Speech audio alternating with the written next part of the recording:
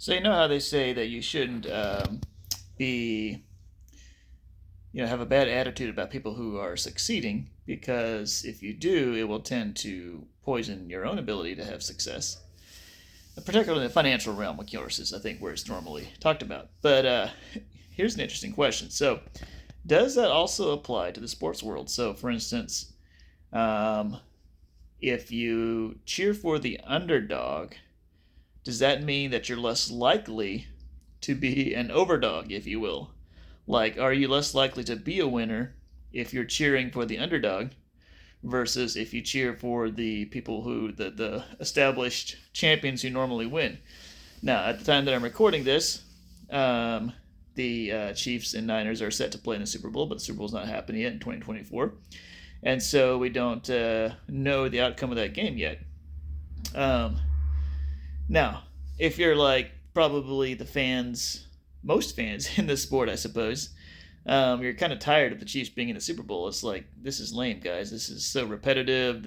They're winning so much so often.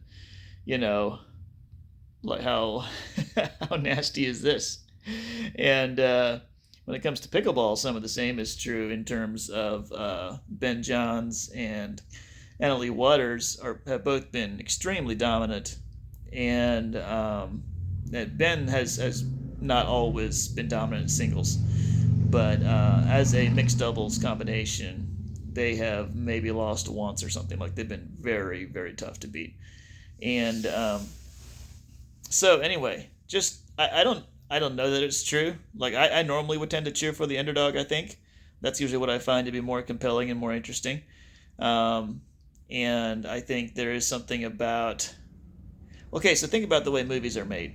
Um, how often do you have like the main character is like dominant and goes on to win? Like there's no.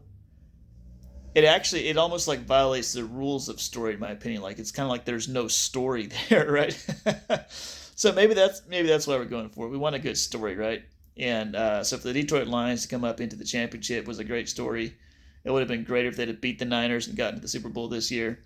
Um, so I think there is also that element of what's a good story.